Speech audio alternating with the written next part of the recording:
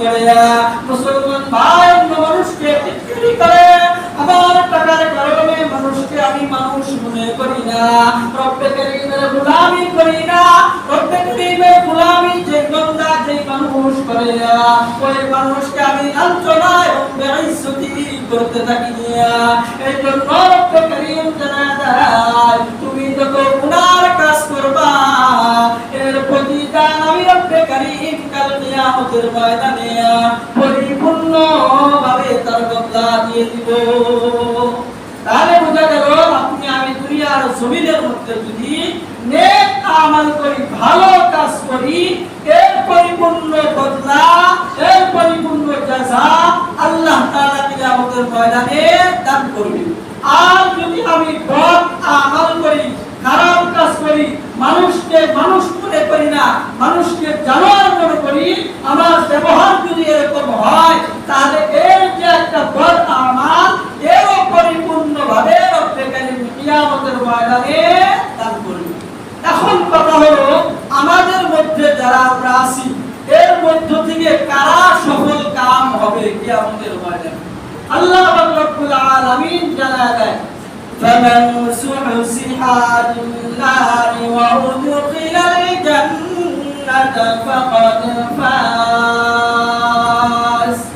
আল্লাহ রাব্বুল আলামিন বলে দুনিয়ার মধ্যে যে সমস্ত বান্দা-বান্দী জাহান্নাম থেকে দূরে থাকবে অর্থাৎ গুনার কাজ করবে না, জাহান্নাম তার থেকে দূরে থাকবে এবং জান্নাতে প্রবেশ করার অনুমতি পাবে, ফাকাদ ফাজ। ওই ব্যক্তি রব্বে কারীমের কাছে সফল এবং কামিয়াবি লাভ করবে। তাহলে সফল হবে ওই ব্যক্তি যেই ব্যক্তি থেকে জাহান্নাম দূরে চলে যাবে, জান্নাতে প্রবেশ করার অনুমতি পাবে, ওই ব্যক্তি হবে সফল কাম। আর আমরা দুনিয়া নিয়ে ব্যস্ত। আল্লাহ রাব্বুল আলামিন বলেন ওয়ামাল হায়াতুদ দুনিয়া ইল্লা মাতাউল গুরুর। আল্লাহ রাব্বুল আলামিন বলেন এই দুনিয়াটা ধোঁকার বস্তু, এই দুনিয়াটা কিছুই নয় বরঞ্চ একেবারেই ধোঁকার বস্তু। আমরা দুনিয়া নিয়ে অর্থনীতি করবো, টাকা করবো, পয়সা করবো, বাড়ি করবো, গাড়ি করবো, এই জন্য সুদকে সুদ মনে করি না, ঘুষকে ঘুষ মনে করি না, মানুষের থেকে জোর করে জবরদস্তি করে জমি দখল করে খাইতেছি, আমরা দুনিয়াটাকে প্রাধান্য দিতেছি। অথচ রব্বে কারীম বলেন দুনিয়াটা হবে ধোঁকার বস্তু। এই জন্য দুনিয়াকে লাথি মেরে যেই মুমিন যেই মুমিনাত কাজ করতে পারবে একমাত্র রব্বে কারীমের জন্য, ওই ব্যক্তি জাহান্নাম থেকে দূরে থাকবে, জান্নাতের ফয়সালা আল্লাহ তাআলা করে দিবেন। এই জন্য আমরা সবসময় খেয়াল করব যে দুনিয়াতে আসছি, আমাদের দুনিয়া থেকে আবার যাওয়া লাগবে। এই জন্য কবি ডাক দিয়ে বলেন দুনিয়ার অবস্থাটা কেমন? ইয়া হামসাব মুসাফির আয় ওয়াকি আখির ঠিকানা, কোই আগে রওয়ানা है कोई पीछे रवाना, कोई आगे रवाना है कोई पीछे रवाना।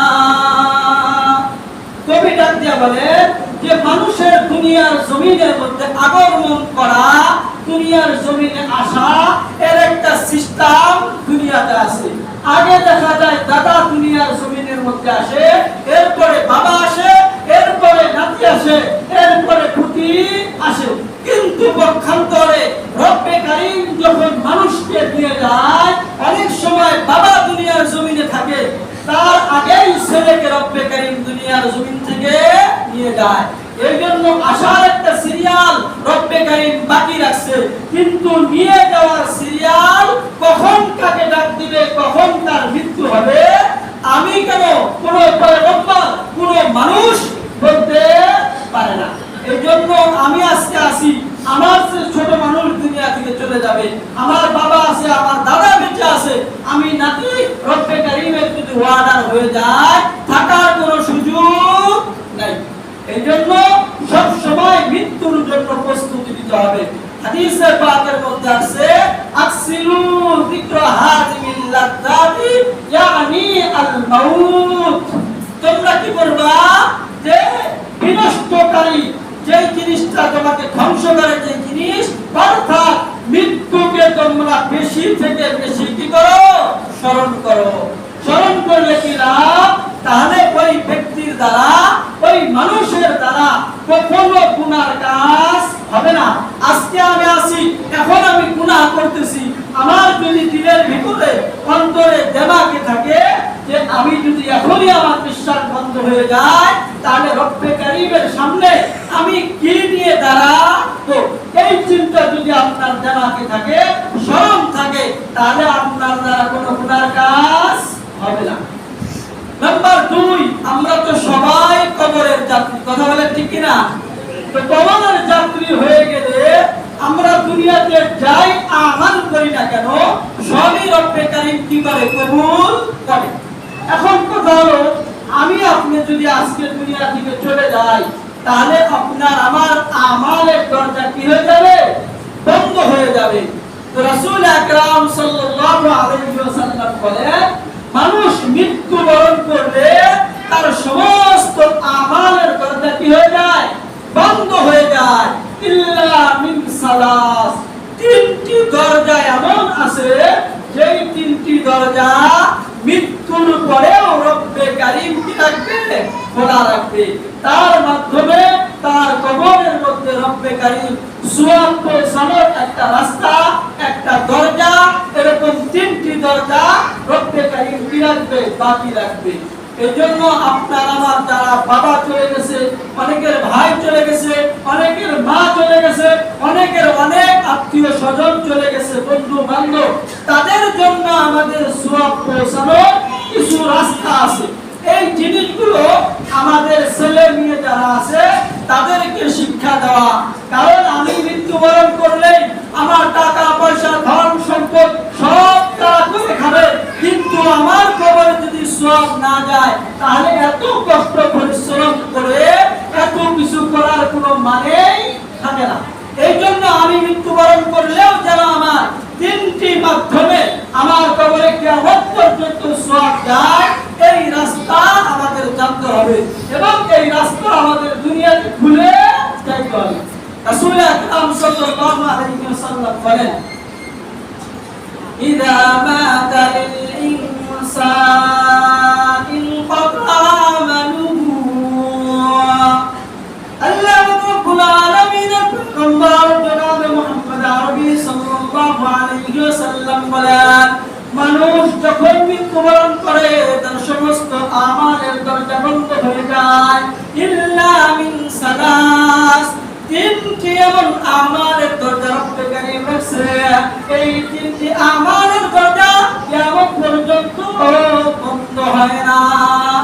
সেই 3টি আমলের দরজা হলো, একটি হলো ইল্লা মিন সাদকাতিন জারিয়া, মানুষ মৃত্যুবরণ করার পরে তার ছেলে মেয়ে আত্মীয় স্বজন অথবা সে জীবিত অবস্থায় কোনো একটা মসজিদ করে দিয়ে গেছে, অথবা জনগণ ব্যবহার করে তারা ফায়দা নেয়, এরকম একটা রাস্তা, এরকম একটা ঘাট, এরকম একটা জিনিস দিয়ে গেছেন সে জীবিত অবস্থায়, এখন সে মৃত্যুবরণ করছে, তাহলে এরকম সাদকায়ে জারিয়া যদি করে যাইতে পারে, এই সাদকায়ে জারিয়া কিয়ামত পর্যন্ত ওই বান্দার কবরে সওয়াব রব্বে কারীম দান করতেই থাকবে।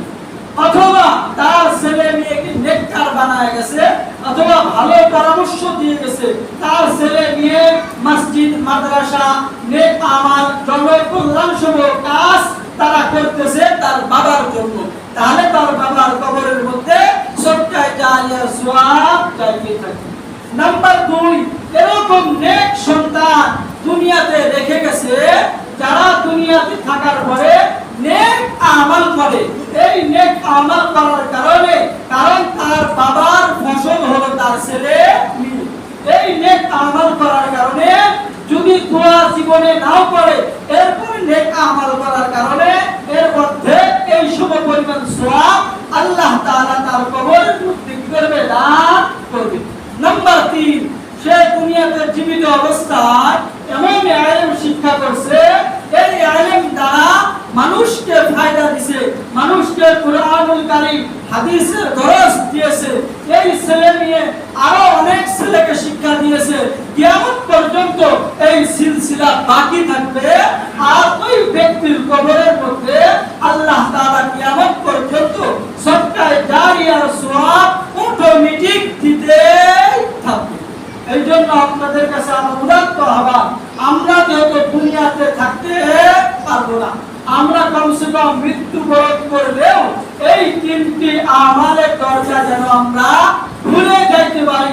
যদি খুলতে পারি তাহলে আমাদের কবরের ভিতরে আল্লাহ তাআলা কিয়ামত পর্যন্ত সওয়াব দিতেই থাকবে। তো আল্লাহ রাব্বুল আলামিন আমাদেরকে মৃত্যুকে বেশি বেশি স্মরণ করে মৃত্যুর প্রস্তুতি, আপনি আমি যে মারা যাব আল্লাহ তাআলার দরবারে যেন ভালো নেক আমল করতে করতে জীবনটা দিতে পারি, এই তৌফিক যেন রব্বুল কারীম দান করে। নাম্বার 2, সদকায়ে জারিয়া নামক আমল মৃত্যুবরণ করার পরে তিনটি দরজা, তিনটি রাস্তা, এই রাস্তা যেন আমরা সবাই খুলে যেতে পারি। আল্লাহ রাব্বুল আলামিন তৌফিক দান করেন। ওয়া আখিরু দাওয়ানা আলহামদুলিল্লাহি রাব্বিল আলামিন। আসসালামু আলাইকুম ওয়া রাহমাতুল্লাহ। যারা সুন্নাত পড়ে নাই তাদেরকে